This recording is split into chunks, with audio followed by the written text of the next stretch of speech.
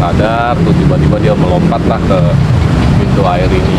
Kadang-kadang sudah tidak utuh atau palanya sudah tidak ada, tangannya hilang dan segala macam. Itu kalau suara gamelan itu terdengar, sudah pasti beberapa hari kemudian ada korban.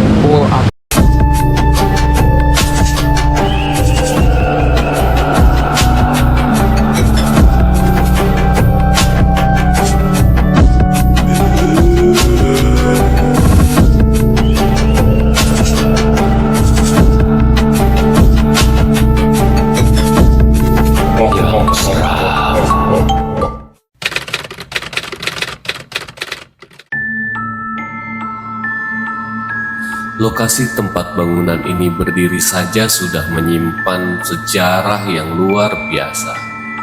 Sampai saat bangunan ini berdiri hingga sekarang, syarat akan misteri di dalamnya. Gimana lengkapnya? Saksikan di Yang Seram. Assalamualaikum, selamat malam. Di malam yang dikam, tetap di Yang Seram. Oke, malam ini kita berada di pintu air Jagir ya, Cik. Jagir. Oke, ngomong-ngomong nanti kita bedah tentang pertama sejarahnya. Terus seperti biasa karena ini konteksnya yang seram, tentu mistisnya, mastisnya gitu. Nah, pintu air Jagir ini di samping mistis itu menyimpan banyak sekali sejarah aja. Itu dari zaman kerajaan sampai zaman penjajahan sampai zaman sekarang. Wah, itu sejarahnya banyak sekali. Sama ahlinya sejarah ini. Jaeng ahlinya. Oke, nantikan ceritanya gimana? Tetap di Yang Seram.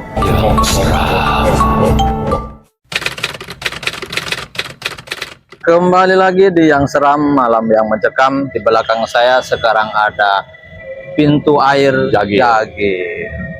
Tetap bersama King Baba, biar King Baba yang membahas tentang sejarahnya dulu, King. Memang sejarahnya pintu air Jagir ini sangat panjang, sahabat seram semua. Bahkan dari zaman kerajaan-kerajaan dulu. Zaman kerajaan, zaman penjajahan Belanda, sampai zaman kemerdekaan. Sampai sekarang, Cak. Tahu semua sejarahnya, Ging? Enggak juga. Oh, enggak juga. Baca. Loh, memang harus baca, Ging. Nah, jadi pada tahun 1293 pintu air ini belum jadi. Belum seperti ini. Berarti masih air besar. Sungai besar. Dulu ceritanya di tempat ini itu tempat pasukan Mongol di bawah pimpinan Kubilai Khan itu mendarat. Mau masuk ke Surabaya. Maksudnya pakai kapal-kapal perang. Oh, kapal perang, kapal Mongol gitu. Nah, kenapa mereka masuk ke sini? Karena ini adalah jalur yang terdekat dengan Kediri. Karena mereka memang niatnya untuk menyerang Kediri di bawah pimpinan Raja Jayakatwang. Nah, kenapa mereka melewati ini? Agar tidak terlihat oleh pasukan tentara dari Jayakatwang. Kalau lewat laut kan pasti kelihatan. Nah, mereka melewati sungai-sungai seperti ini agar tidak terlihat oleh tentaranya Jayakatwang. Nah, mereka mendarat di sini, kemudian mereka menyeranglah Kediri, kemudian peranglah di sana, kembali ke sini. Dan pesta-pesta di sini nih, pesta-pesta nih, Cak. Oh, maksudnya pasukan Mongol itu menang dari pasukan Kediri. Karena mereka kenapa mereka menang? Itu karena pasukan Mongol itu dibantu sama Raden Wijaya. Jadi pasukan Mongol itu dibantu sama Raden Wijaya tadi. Loh, Raden Wijaya kan Mojopahit. Ya, jadi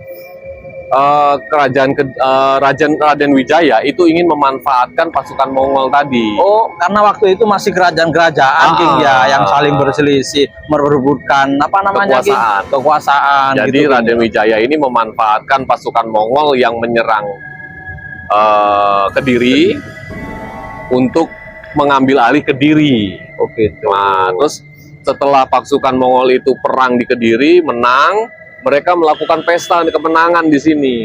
Di sepanjang hilir sungai gitu. Nah, pesta dimanfaatkan lagi sama Raden Wijaya, Caeng. Akhirnya mereka biasalah pesta, kalau orang pesta kan minum-minum, dulu mabuk, minum tua gitu King ya. Pada saat mereka sudah mabuk atau mungkin sedang pesta-pesta, Raden Wijaya dengan pasukannya menghajar pasukan Mongol itu di sini. Maksudnya menyerbu pasukan Mongol gitu. Iya. Nah, kenapa saat itu, tanggal itu dijadikan ulang tahun Surabaya?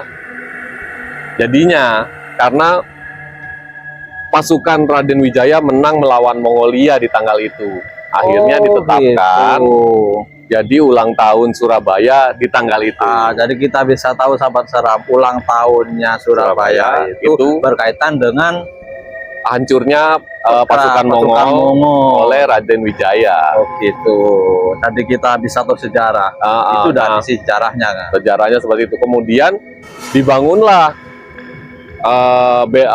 pintu air ini oleh Belanda pada tahun 1879. 1879, jauh King ya. Cukup jauh. Kenapa dibangun?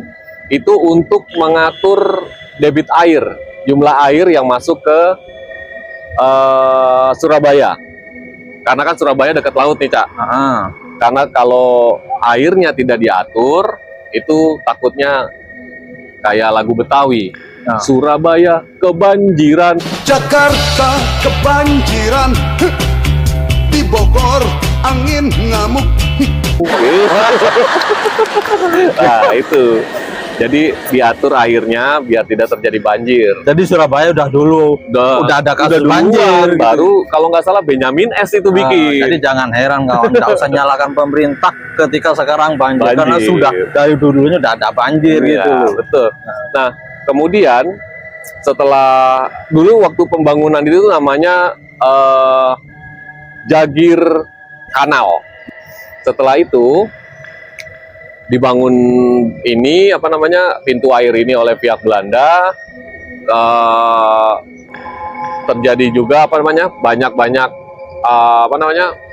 pengalihan air, pemecahan arus dari beberapa sungai agar jalur-jalur air itu terdistribusi dengan baik. Oh, untuk irigasi juga. Karena dulu kan kita masih sawah-sawah ya di sini. Pertanian mungkin dulu. Nah, itulah salah satu fungsi pintu air Jagir ini. Fungsinya pintu air Jagir. Nah, masih banyak lagi yang sejarah yang kita belum ungkap dari pintu air ini, karena kita harusnya bisa masuk ke dalam, sahabat semua. Kita harusnya bisa masuk ke dalam, cuma memang kita syuting kebetulan malam dan pihak penjaga pintu air ini sudah pada pulang. Jadi insya Allah nanti kita minta izin. Tapi harus siang katanya sih, karena soal malam, kalau malam Ging, itu memang tidak diperbolehkan. Pertama ya memang mungkin sudah malam, petugasnya udah pulang. Kemudian juga dari sisi keamanannya, karena kejadian-kejadian yang umum di masyarakat Ging. Mistisnya kembali mistisnya itu Ging. Jangan buru-buru Cak. Untuk ngomongin mistis kita cut dulu nih, istirahat dulu, kita ngopi dulu ya sahabat seram semua. Kita ngopi dulu karena memang cuacanya nggak mendukung Ging. Kita lanjut lagi nanti di Yang Seram.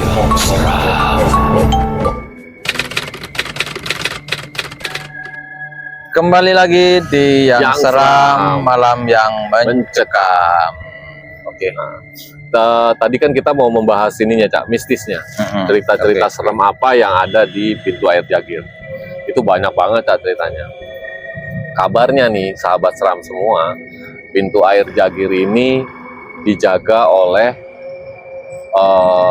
Istana Buaya Putih.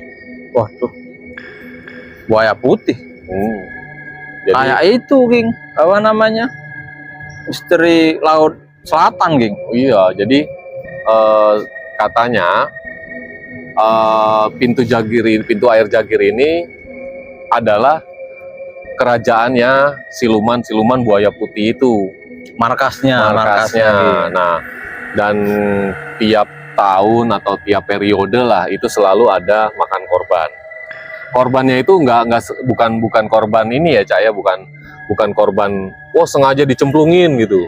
Bukan.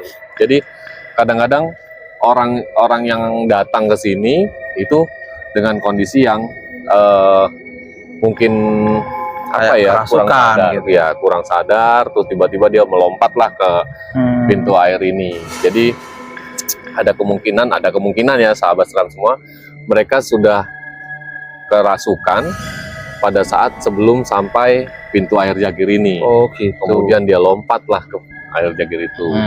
Nah, juga banyak warga-warga sekitar yang yang menjadi korban itu tetap dicari. Oh maksudnya tetap berusaha untuk mengevakuasi, mencari korban atau jenazahnya gitu King ya. Itu tetap dicari. Ada namanya di sini, kalau tidak salah ya Cak ya, namanya Pak Pesek. Saya nggak tahu nih Peseknya hidung apa gimana nih. Oh mungkin anjulukan kali ya. Namanya itu tadi Pak Pesek. pegang hidung aku King. Nah namanya itu Pak Pesek. Dia itu boleh dibilang dia itu juru kuncinya lah. Juru kunci di daerah ini. Pintu air Jagir. Jadi beliau sering dimintakan tolong oleh orang-orang yang keluarga yang korban untuk mencari si korbannya ini. Gak tau lah caranya gimana ya, mungkin dengan cara-cara komunikasi beliau dengan makhluk-makhluk itu, akhirnya ada beberapa korban yang ditemukan. Oh mungkin pawangnya buaya putih King? Enggak juga Cak. Jadi ditemukan, cuman ya itu kondisinya. Kadang-kadang sudah tidak utuh, atau palanya sudah tidak ada, tangannya hilang dan segala macam. Nah, akhirnya Pak Pesek ini sering dimintai bantuan oleh, kadang-kadang ada juga tim SAR yang kalau mencari orang itu dimintai tolong lah Pak Pesek ini.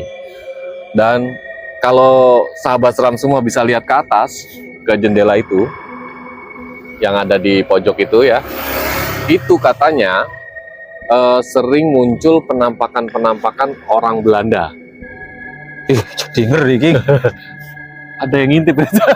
Jadi sering ada, kalau nggak perempuan ya laki-laki, ya berdirilah di situ. Sosoknya kayak apa King? Entah itu kayak kuntilanak atau apa? Enggak. Ini perawakannya orang Belanda lah. Orang Belanda dengan baju zaman Belanda itu sering berdiri di sana. Kemudian dia menampakkan ke orang-orang yang sekitar yang lewat. Oh gitu. Nah mungkin kalau malam ini belum ada, dia lagi jalan-jalan dulu kali ya. Gitu. Nah, yang lebih menarik adalah pada saat besoknya akan ada korban. Kenapa? Jadi kenapa?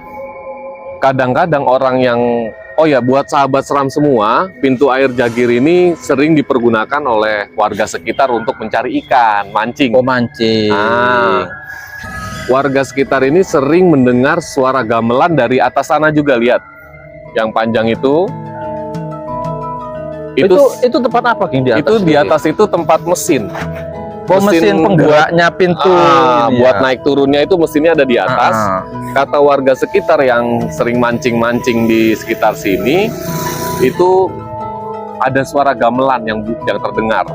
Tung nang nih. Nah, itu kalau suara gamelan itu terdengar, sudah pasti beberapa hari kemudian ada korban. Oh, itu pertanda berarti. Ataupun mereka mengisyaratkan mau ada korban lagi, minta tumbal gitu. Nah, yang seru adalah walaupun itu sudah dijaga nih sama warga ya, udah kedengeran nih suara gamelan, terus warga sekitar ya menjaga tempat ini biar tidak ada yang lompat, tidak ada yang apa, tapi pasti aja ada korban. Nggak tahu gimana ceritanya, pasti ada korban gitu Cak. Ngeri juga ya teman-teman. Jadi memang bangunan bersejarah ini yang sangat tua ini, akhirnya dengan keputusan surat wali kota itu dijadikan cagar budaya. Oh, cagar budaya. Pada tahun 1998. 1998. Pada saat kalau di Indonesia pas lagi reformasinya itu loh. Oh, gitu. Nah, bangunan ini dijadikan cagar budaya agar terawat, kondisinya tetap bagus, terus tidak sembarangan orang juga boleh masuk, harus dengan surat izin. Agar pintu air ini tetap menjadi sejarah, bukti sejarah perjalanan panjang bangsa Indonesia dari zaman kerajaan hingga kemerdekaan. Khususnya untuk Surabaya. Surabaya khususnya. Dan biarlah tempat ini buat sahabat seram semua, jadikan tempat ini sebagai objek wisata. Jangan buat yang macam-macam. Jangan pacaran di atas, teman-teman. Apalagi rusak, coret-coreti, nanti bisa dimakan sama buaya putih. Karena keganasan buaya putih itu lebih ganas dari buaya darat. Kalau kita negeri itu, Ji. Nah, memang gitu. Jadi banyak anak-anak muda sekarang yang tangan-tangannya sih kreatif. Cuman tidak pada tempatnya. Tidak pada tempatnya. Jadi biarlah tempat ini menjadi sebuah cagar budaya sebagai saksi sejarah. Monggo kita yang muda-muda pelajari lah. Kita jaga itu bersama gitu. Untuk anak cucu kita nanti. Iya, biar mereka tahu sejarahnya, perjuangannya dulu bagaimana. Betul sekali, Caeng. Nah, malam makin larut nih, Cak. Larut atau semakin malam? Makin malam nih. Kita sudahi aja ya. Oke, kita sudahi.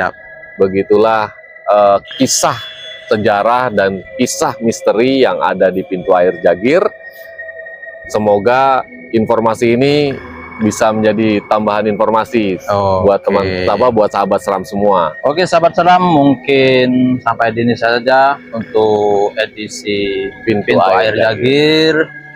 Terima kasih banyak untuk King Baba yang telah banyak menjelaskan tentang sejarah dan mistis apa yang terjadi di pintu air Jagir ini yang dialami oleh masyarakat khususnya Surabaya dan sekitarnya. Dan monggo kepada teman-teman seram, karena sudah menjadi cagar budaya, kita jaga bersama-sama yang akan diwariskan ke anak cucu kita. Betul. Oke. Mungkin ada yang mau disampaikan lagi untuk King Baba? Ya, buat sahabat seram semua, betul kata Caeng, mari kita rawat bangunan ini, kita jaga bangunan ini, biar nanti jadi anak-anak cerita kita panjang buat anak cucu kita. Gitu aja, Caeng. Oke, kalau gitu. Oke, sampai di ini saja. Jangan lupa. Oh iya, jangan lupa di subscribe, like, dan share channel kita di Yang Seram. Dan kita bisa cerita-cerita lagi nih. Iya. Apalagi yang seru-seru di daerah kalian, di daerah kita, di seluruh Indonesia. Bisa komentar, ya, bisa komentar. Semoga ini jadi manfaat buat teman-teman semua. Oke, assalamualaikum warahmatullahi wabarakatuh. Tetap di Yang Seram, malam yang mencekam. Yang Seram.